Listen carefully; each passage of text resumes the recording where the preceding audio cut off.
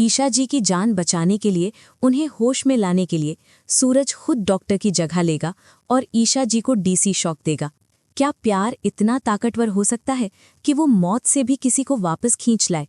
और अगर खींच भी लाए तो क्या टूटा हुआ भरोसा भी उसी तरह जुड़ सकता है?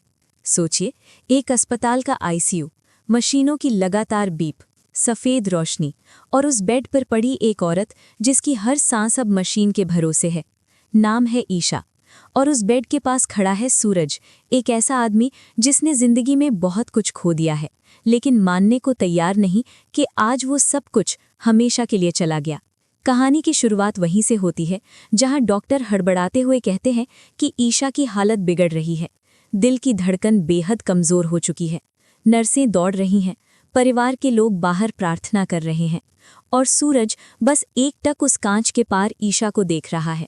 उसकी आंखों में डर है, पछतावा है और एक जिद कि आज कुछ भी हो जाए, ईशा को कुछ नहीं होने देगा। अचानक मशीन की आवाज़ बदलती है, हार्ट मॉनिटर की लाइन सीधी होने लगती है। डॉक्टर तेज़ी से अंदर आते हैं, चेक करते हैं और कुछ ही पलों बाद वो शब्द बोल देते हैं जो किसी भी इंसान की रूह को तोड़ सकते हैं। Time of death. पूरा आईसीयू जैसे सुन्न पड़ जाता है। ईशा अब इस दुनिया में नहीं रही, पर सूरज के लिए ये शब्द किसी और भाषा में थे। वो सुन तो रहा था लेकिन समझ नहीं रहा था।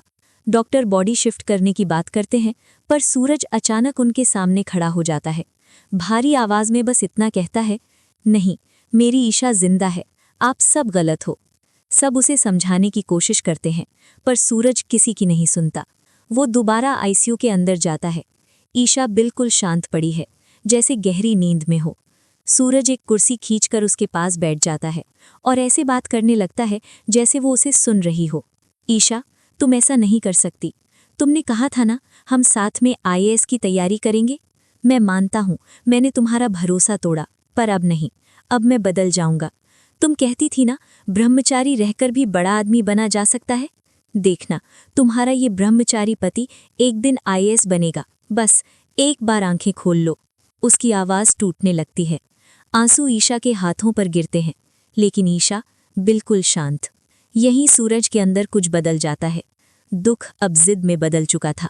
अगला सीन, डॉक्टर का सफ़ेद कोट पहन रहा है, हाथों में ग्लव्स, आंखों में पागलपन सा आत्मविश्वास। नर्सिंग घबरा जाती हैं, ये आप क्या कर रहे हैं, ये गलत है। पर सूरज मशीन के पास पहुंच चुका होता है। वो डीसी शॉक के पैडल्स उठाता है। क्लियर। पहला शॉक। पूरा आईसीयू जैसे 1 सेकंड के लिए रुक जाता है, कोई हलचल नहीं। क्लियर। दूसरा शॉक, और तभी हार्ट मॉनिटर पर हल्की सी मूवमेंट। एक नर्स चिल्लाती है, सर, फिंगर मूवमेंट।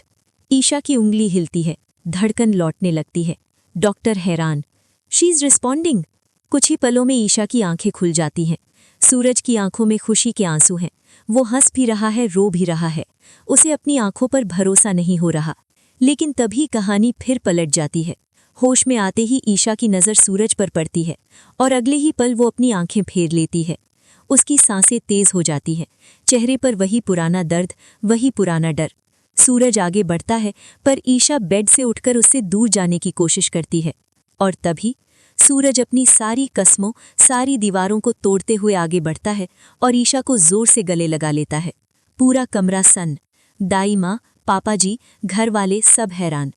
सूरज रोते हुए कहता है, मैंने गलती की ईशा, पर मेरा प्यार झूठा नहीं था। मैं तुम्हारे बिना नहीं जी सकता। ईशा कुछ पल चुप रहती है, उसकी आंखों से आंसू बहने लगते हैं। लेकिन सवाल अब भी बाकी है, क्या ईशा सूरज को सच में माफ कर पाएगी, या ये नई जिंदगी एक नए दर्द की शुरुआत है?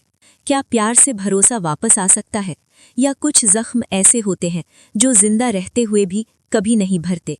आपको क्या लगता है? कमेंट करके ज़रूर बताइए।